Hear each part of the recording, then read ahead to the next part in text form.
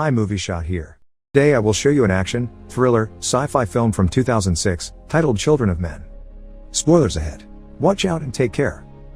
The year is 2027.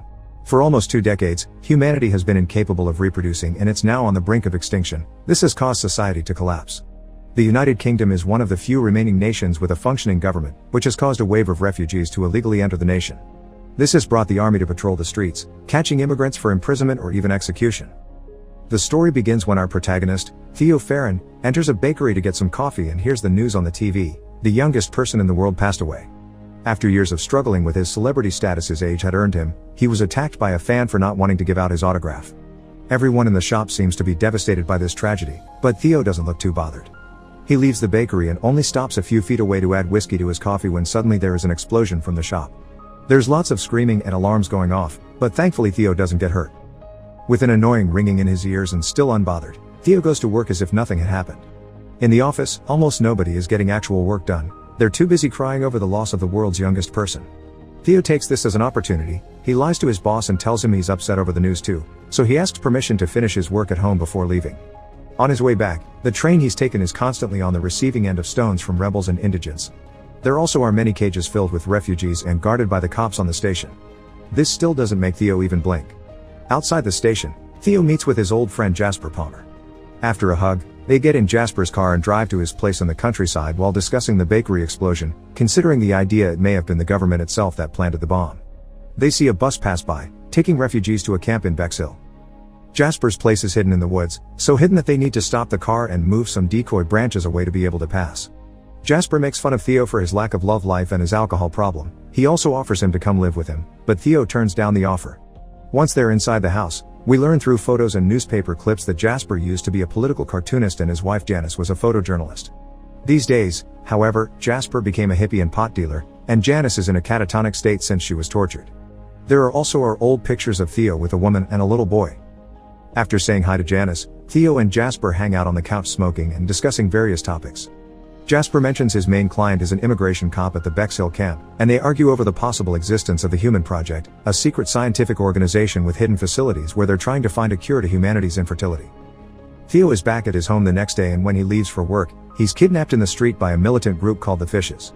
Face covered, they put him in the van and don't uncover him until they have him in Fishes territory. When Theo opens his eyes again, he is in a protected room, and he sees for the first time in years his ex-wife Julian Taylor, who apologizes for the theatrics but they had to do this to avoid the police. She's been a wanted woman since their activist days, but Theo has left that life behind. After explaining they weren't the ones who put the bomb in the bakery, Julian takes Theo outside for a walk. The reason why she's made him come is that she needs transfer papers for a refugee girl to get to the coast, and Theo can get them through his cousin. Theo turns down the idea and when Julian offers monetary compensation, he says he doesn't need her money, an obvious lie. Since he isn't collaborating, Julian makes her people cover his face again and take him out of their place. While on the van, one of the Fishes tells Theo this has never happened and that they'll always be watching him. Another one gives him a paper sign to hang on the tube in case he changes his mind. Then Theo is thrown in the middle of the street with some change for the bus. Sometime later, it seems Theo does end up changing his mind, because he pays his cousin Nigel, who works as a minister, a visit. A fancy car with its own driver picks him up and takes him to the private residence, where the minister keeps and restores classic works of art, like Michelangelo's David, which is missing a chunk of its leg. After hugging, they have lunch together with the minister's son, who ignores them completely while playing on a screen connected directly to his body. After asking his cousin about his wife, Theo asks for the transfer papers by making up a story that they're for his girlfriend to be able to visit her very sick brother in Brighton. Nigel points out it's a huge favor since it's highly controlled and, after yelling at his son to take his pills, he asks Theo to follow him to the window, where he tells him he'll see what he can do. Theo wonders why Nigel keeps all this art when in 100 years there won't be anyone to look at it. Nigel replies he just doesn't think about it. Hours later, Theo is at a pub and is approached by one of the Fishes, Luke, who saw the sign Theo had been given posted outside. Theo explains he did get the papers, but they're joint, so he is the one who will have to escort the girl, a task he'll accept if he's paid more. Luke accepts because Julian thinks highly of Theo. The next day, Theo is approached by one of the Fishes again while he's betting on the dogs, a woman that shows him the same sign he used the day before. He follows her outside and onto a bus, where Julian is waiting for him.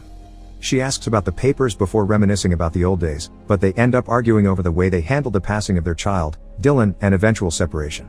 When they reach their stop, they hurry out of the bus and Theo takes the chance to ask why he was chosen. Julian says she trusts him. He also asks what will happen to them, and Julian says she doesn't know before pecking his lips. She says he's only come for the money.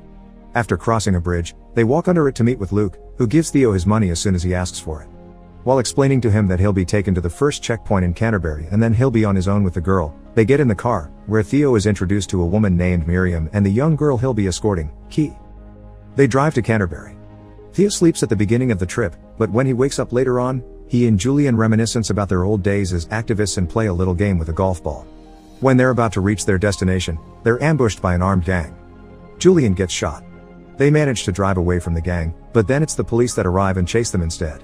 Luke has no other option but to stop the car. However, when he gets out, he shoots both cops before returning to his place behind the wheel and getting everyone out of there as soon as possible. They stop to say their goodbyes to Julian. The two women cover the body with a shawl and pray, while Theo pretends to be unaffected until he distances himself from them, then he allows himself to cry. It doesn't last long though, because Luke quickly tells them to get back in the car so they can leave before they're caught again.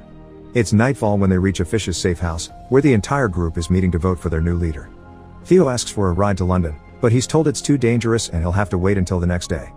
Instead, he's offered a shower and clean clothes. After washing up, he chit-chats with one of the fishes before Miriam comes looking for him to take him to Key. She takes him to the barn while the fishes vote for Luke as their new leader.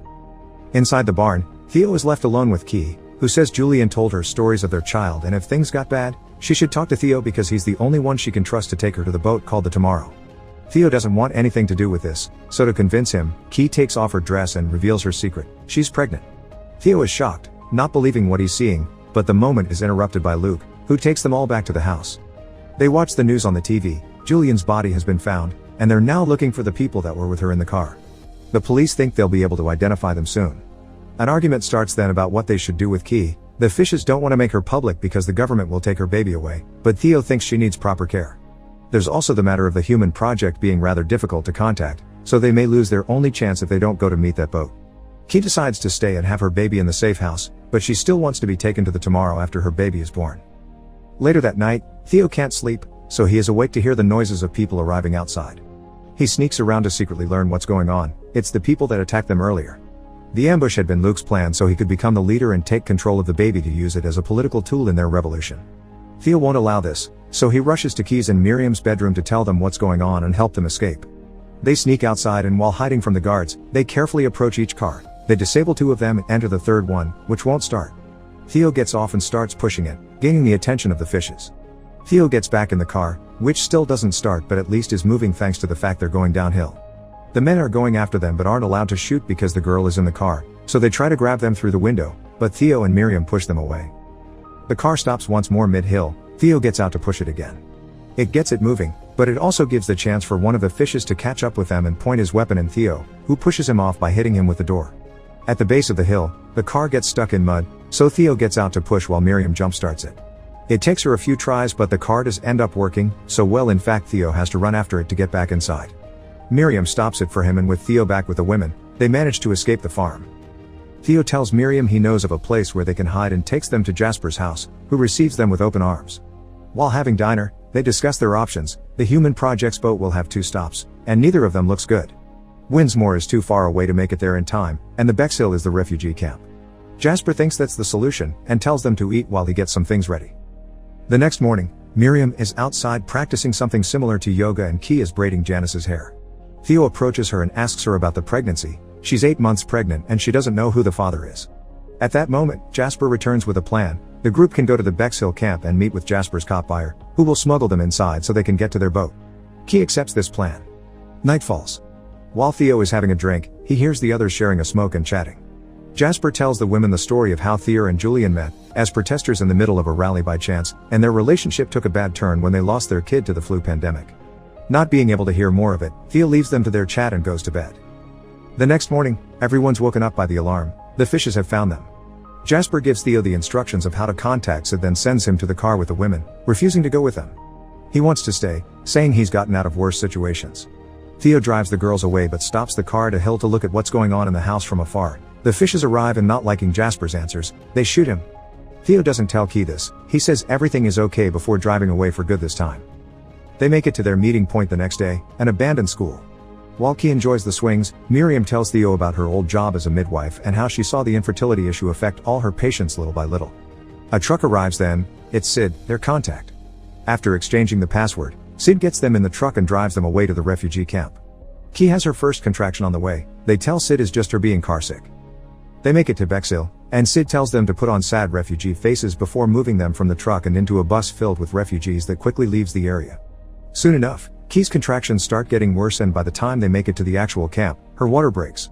A guard notices her state of distress, so Miriam distracts him by acting as if going through religious mania, so she's taken away to be executed. He's also about to take Keith, so Theo points at the water on the floor between her legs and says it's urine and excrement, effectively driving him away. Theo and Key leave the bus and join a line where Theo loses Key for a short moment when a guard tells him to lose his clock, but they reunite soon after. The line that is eventually released into the city that became the refugee camp, and there they look for Marichka, a Romanian woman that takes them to a safe abandoned building and gives them a private room where Key can have her baby. Labor is hard on Key, but Theo guides her, and eventually she gives birth to a healthy baby girl. The next day, Sid comes by to check on them. The city's become a dangerous mess after a wall blew up and people started to flee, so Sid's come to help them escape. When he sees the baby, he promises he'll take them to a boat, but Marichka is against this idea, implying he isn't a good man. Sid takes out his gun then and reveals he knows there's a bounty on their heads that he plans to earn. On their way downstairs, Marichka manages to push Sid off and Theo jumps on him to get him away from Key. After Marichka hits him with a stick, the three of them start running away, with Sid breathing on their backs. They go down a hallway to reach a street, and when Sid gets stuck on the door, Theo finishes him off with a brick to the head.